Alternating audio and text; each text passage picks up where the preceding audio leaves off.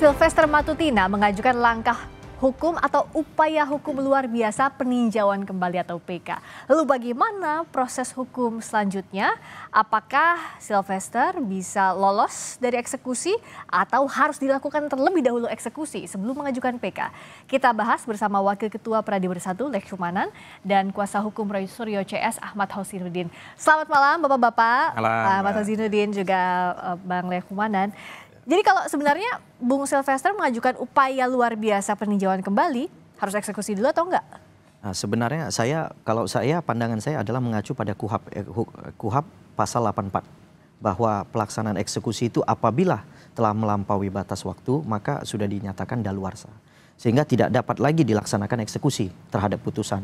Jadi pasal 84 itu adalah bahwa putusan pengadilan itu kurang lebih kalau nggak salah saya 1,5 tahun, kemudian ditambah 1/3 itulah masa daluarsanya. Dan itu sudah lewat karena 6 tahun sudah tidak dilaksanakan eksekusi sehingga menurut saya itu sudah lampau dan sudah tidak bisa dilaksanakan eksekusi. Meskipun sudah inkrah van geweesde, artinya sudah berkekuatan hukum tetap, bisakah itu menghalangi eksekusi dengan alasan daluarsa tadi, Bang Hosinuddin? Ya, saya menjelaskan yang pertama, Saudara Sylvester Matutina itu dalam kondisi terkena banjir bandang besar, air bah yang besar.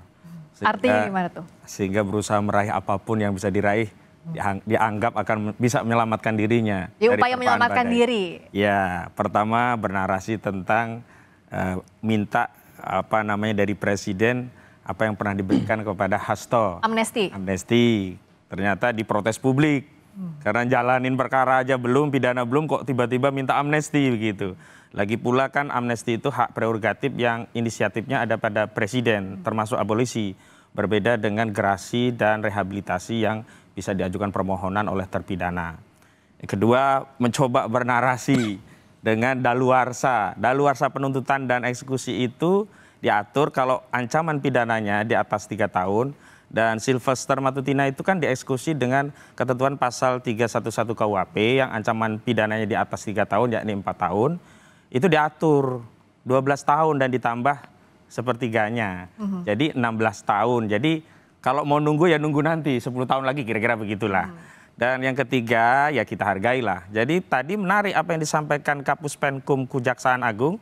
Dia menyatakan hanya menghormati upaya hukum, tetapi tidak melanjutkan apakah eksekusi itu bisa dihalangi atau tidak. Harusnya tegas. Nampaknya Kejaksaan Agung juga sedang melihat ombak begitu. Dan disitulah yang kemudian kami simpulkan memang masih ada orang besar di balik Sylvester Matutina. Oke, kita bahas satu-satu dulu tadi. Daluarsa nggak berlaku harusnya kalau ini pemahaman hukum yang menurut saya salah. Kenapa? Oke, mungkin saya bacakan saja biar jelas gitu. Jadi masyarakat juga jelas sebenarnya apa sih pasal 84 itu. Oke, saya bacakan pasal. Sama-sama punya dasar hukumnya. Iya dong, artinya kenapa kejaksaan tidak melaksanakan eksekusi? Kan kejaksaan adalah lembaga negara, nggak boleh dong kita ajak dia untuk tabrak aturan, kan begitu kan?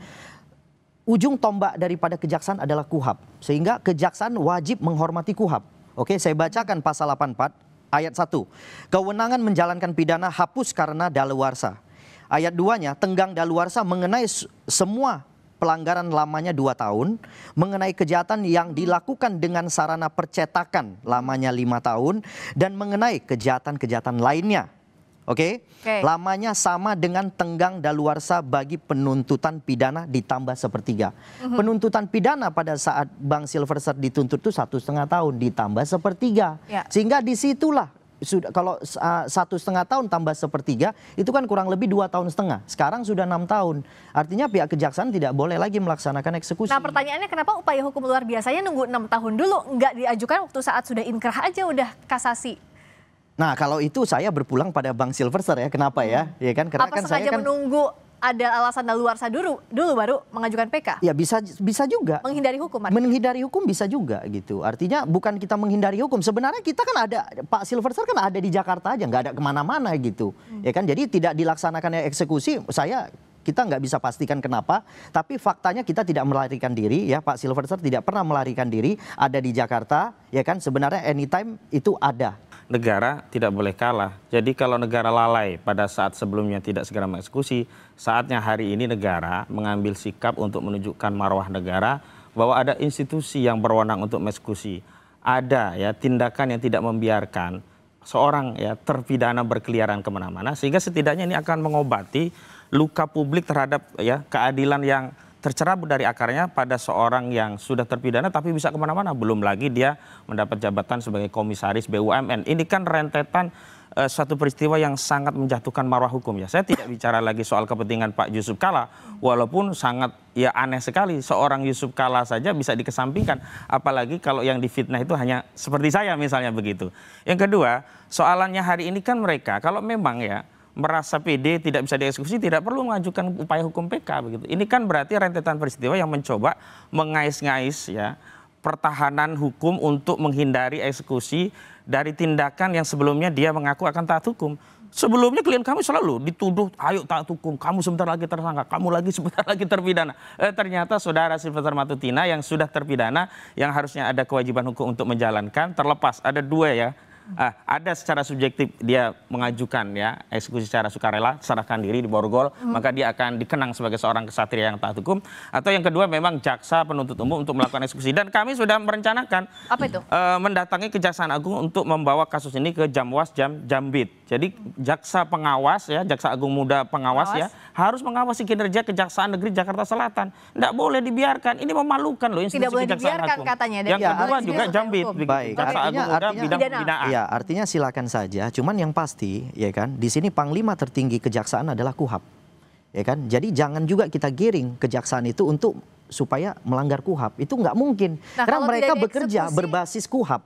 Sehingga ketika mereka melanggar KUHAP, ya kita juga akan laporkan juga kepada pihak terkait. Kalau kan sudah inkrah tapi tidak dieksekusi, itu melanggar KUHAP atau enggak? Sudah daluarsa persoalannya. Enggak, waktu 6 tahun lalu tidak dieksekusi. 6 tahun lalu kalau tidak dilaksanakan eksekusi, dah kita nggak tahu kenapa tidak dilaksanakan eksekusi, kita nggak bisa jelaskan. Tapi faktanya ini sudah berjalan sekian lama, kemudian saat sekarang ketika rekan-rekan ini kemudian mensonding lagi, ya kan, membuka kembali tabir ini, kemudian setelah itu kita lihat rupanya waktu sudah lampau. Artinya sehingga menurut saya tidak patut lagi untuk dilaksanakan eksekusi. Gitu. Apa ya sudah tidak patut lagi untuk dieksekusi? Patut atau tidak patut itu tergantung Kejaksaan Agung, karena harusnya ini adalah tugas kewajiban dan tanggung jawab Kejaksaan Agung. Kalau pihak Anda apa melihatnya kenapa tidak dieksekusi 6 tahun lalu? Baru itulah saat ramai kembali. yang sebelumnya kami dituduh ada orang besar di balik perjuangan mengungkap ijazah saudara Joko Widodo. Tapi dengan kasus Silvester Matutina ini justru kami meyakini ada orang besar di balik Silvester Matutina. Sebab jika tidak, kasus ini adalah kasus yang terindah dan ada pengawasan publik, karena bukan kasus yang menghina RT, RW begitulah, sehingga tidak ada pantauan publik terhadap kasus ini. Dan saya mendengar kawan-kawan advokat, ada 100 advokat yang dulu melaporkan, membackup laporan dari keluarga Pak Yusuf Kalla ini juga berulang kali meminta untuk segera dieksekusi, termasuk keluarga Pak JK. Saya mendapat informasi juga bertanya, ini apa? Yang kami lakukan sudah ada proses, sudah divonis, inkrah, kok negara membiarkan? Lalu di mana tugas dan tanggung jawab negara melindungi marwah warga negara yang dicedera, difitnah oleh Silvester Matutina? Kan sebelumnya kubu Silvester masih berdalih, oh itu kan kebebasan berpendapat. Kalau itu belum putusan, oke lah, masih beda tafsir tentang apa yang disampaikan oleh Silvester Matutina terhadap Pak Yusuf Kalla. Tapi ini kan sudah vonis. Dan vonis ini bukan judek faksi tingkat pertama atau judek faksi tingkat kedua. Ini judek juris loh. Peradilan tertinggi, Mahkamah Agung. Nah, kalau ada pengabaian, ini akan jadi presiden buruk bagi rakyat untuk mencari keadilan. Kalau begitu nanti akan terjadi apa yang disebut dengan Eikenrechting. Ini proses menghakimi masyarakat, di tengah-tengah masyarakat akan main hakim sendiri. Karena apa? Tidak percaya pada institusi penegakan hukum. Lah saya kalau lapor polisi nanti juga divonis, orangnya juga lari. Ya mending saya sikat aja sendirilah. Biar aja kalau saya masuk penjara masuk gitu. Nah, ini yang berbahaya gitu loh. Kalau dituding-tuding atau diterka-terka ada orang besar, orang besarnya di tingkat mana? Kejaksaan kah? Presiden saat itu. Ya, ini saudara Joko Widodo. Karena kita tahu relasinya adalah Silvester Matutina itu kan ketua Solmed, Solidaritas Merah Putih, yang mendukung ya daihatnya saudara Joko Widodo. Dan saudara Joko Widodo dalam presiden itu sering mengangkangi hukum. Jangankan untuk Silvester Matutina, untuk anaknya ya, untuk mendaftar menjadi wapres ya, yang tidak penuh dan 40 tahun. Undang-undangnya aja diubah di MK. Ini tudingannya pihak Bang Hosidin harus dijawab dulu. Ini menurut saya ini tudingan yang serius. Kenapa tudingan serius? Kenapa? Ya kan, karena yang perlu saya memberikan pemahaman itu bahwa jelas-jelas ini sudah daluarsa. Itu dulu yang pertama. Ya, dan itu sudah diatur dalam KUHAP. Memang suatu daluarsa terhadap suatu putusan itu sudah diatur dalam pasal 8485. Ya kan, kalau terhadap daluarsa tuntutan itu 7879. Jadi semuanya sudah ada kamar-kamarnya. Jadi artinya ketika daluarsa terjadi pada putusan Sylvester Matutina. Nah, saya menghimbau masyarakat, kita kan orang taat hukum. Kita harus ikuti. Secara KUHAP-nya mengatakan seperti itu, ya kita minta penegak hukum ikuti juga gitu loh. Jadi menurut saya kalau tudingan-tudingan seperti ini cukup serius. Sementara Pak Jokowi dengan Pak Sylvester itu menurut saya tidak punya ada hubungan spesial atau apa. Oke, apa dengan tudingan yang dianggap serius tadi? Apa langkah pihak Anda? Kita akan bahas saja di Informasi dari Kepala Kejaksaan Jakarta Selatan yang diterima pada tanggal 11 Agustus dan terjadwal untuk persidangannya tertanggal 20 Agustus untuk persidangan permohonan PK dari saudara terpidana Sylvester. Saya pengen nanya yang tadi sebelum jeda ya, tapi mau jawab dulu yang ini. Kan PK-nya sidangnya udah ada 20 Agustus. Bukti barunya apa? Kan harus ada novum. Ya, bukti barunya kan kebetulan yang mengajukan PK itu kan bukan saya sebagai tim kuasa hukum untuk mengajukan PK, ada tim lain lagi. Nah, mungkin nanti saya akan konfirmasi terhadap tim yang mengajukan PK. Tapi yakin ada bukti baru? Pak, kita punya bukti baru. Kita yakin. Kita yakin kita punya bukti baru terkait perdamaian itu akan kita jadikan bukti baru. Oke, perdamaian dengan Pak JK yang diakui oleh Bang Sylvester. Tapi tadi dituding secara serius oleh Bang Kozinudin, sebut nama siapa orang besar di balik ini. Ini tudingan serius ini Pak Kozinudin, ini harus lebih jelas lagi nih harusnya. Saudara Jokowi ya. Saya bisa menjelaskan buktinya pendapat apa? Kan itu menuding nama orang itu kan harus bertanggung jawab. Ya, buktinya adalah kausalitas secara logis gitu. Hubungan saudara Joko Widodo dengan Sylvester Matutina itu kan kuat. Dan saudara Sylvester Matutina itu kan tudingan sementara. Nah, inilah yang disebut analisis dan pendapat, dan simpulan ini ada relevansinya dengan posisi. Kalau ya saya yang kemudian dilindungi saudara Joko Widodo nggak ada hubungannya, justru saya kan di oposan, selalu mengkritik, jadi nggak nyambung begitu. Tapi kalau kita kaitkan orang besar itu adalah presiden, dikaitkan dengan vonisnya itu 2019, saat itu presidennya saudara Joko Widodo, wajar kalau kemudian kejaksaan tiarap, mana berani ya kejaksaan nyongkel-nyongkel nyenggol tim yang selama ini daihat membela saudara Joko Widodo. Dan hari ini saya lihat ini kok Kejaksaan Agung kok menjadi lunak begitu. Padahal sebelumnya Kejaksaan Agung menyatakan, oh sudah diundang oleh Kejari, ya silakan saja. Kalau tidak hadir, kita akan upaya paksa. Jadi kita kembali lagi diminta rakyat ini ya taat hukum. Sementara Kejaksaan Agung sudah jelas tidak taat hukum, tidak menjelaskan eksekusi. Terpidana lari kemana-mana sudah jelas tidak taat hukum. Kok sekarang rakyat kita disuruh melihat tontonan taat hukum? Ini yang berbahaya bagi negara kita. Artinya begini, mungkin awalnya belum lunak ya kan, tapi setelah itu kan kami juga membentuk tim hukum yang kemudian berusaha berkomunikasi dengan kejaksaan bahwa apabila kejaksaan melaksanakan eksekusi ini tabrak aturan gitu. Ya kan, Panglima tertinggi kejaksaan adalah KUHP. Sementara pasal 84, 85 mengatur daluarsa terhadap putusan. Sehingga apabila tetap dipaksakan suatu eksekusi tersebut terhadap saudara Sylvester Matutina, itu jelas kami akan lakukan langkah hukum terhadap kejaksaan. Nah, kalau tadi tudingannya bahwa ada relasi Bang Sylvester dengan mantan presiden, itu masuk akal atau enggak? Itu terlalu jauh. Kenapa terlalu jauh? Kenapa nggak masuk akal? Yang pertama, tidak pernah ada korelasi antara Pak Jokowi dengan Sylvester Matutina. Meskipun relawan. Meskipun relawan. Karena kita tahu selama Pak Jokowi menjabat, Sylvester itu tidak pernah memperoleh jabatan apapun. Dan tidak pernah mengharapkan jabatan apapun dari presiden kita Joko Widodo. Nah, hanya sekarang Pak Sylvester itu memperoleh jabatan melalui Pak Prabowo, itu saja. Jadi saya rasa sangat jauh sekali tudingan-tudingan dari saudara Kozinudin kayak tadi bisa dibawa ke ranah hukum atau enggak? Ya pastinya kita akan mempertimbangkan, ya kita akan mempertimbangkan untuk mengambil langkah hukum. Konsekuensinya diterima nggak? Jawaban klasik mempertimbangkan, dan tafsiran tentang apa yang saya sampaikan sebagai pendapat dari simpulan itu tidak bisa disanggah oleh orang lain kecuali saudara Joko Widodo sendiri.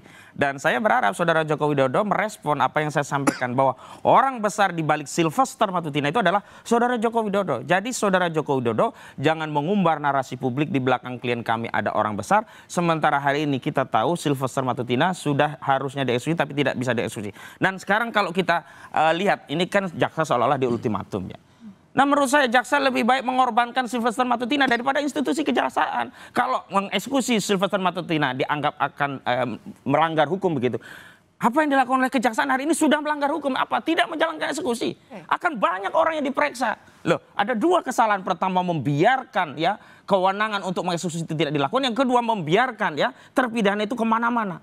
Ini kan akan jauh lebih besar dampaknya ketimbang mengeksekusi Sylvester Matutina. Tudingan tadi perlu dijawab langsung oleh Pak Jokowi atau nggak usah?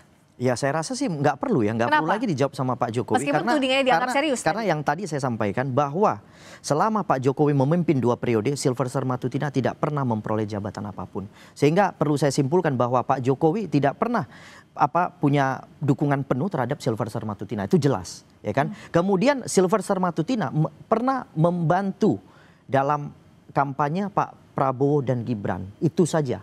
Kemudian Pak Silverster itu merupakan wakil TKN, tim pemenangan Prabowo Gibran. Itu saja. Jadi di eranya Pak Jokowi sama sekali nggak pernah. Meskipun disebut-sebut tadi dapat jabatan komisaris juga.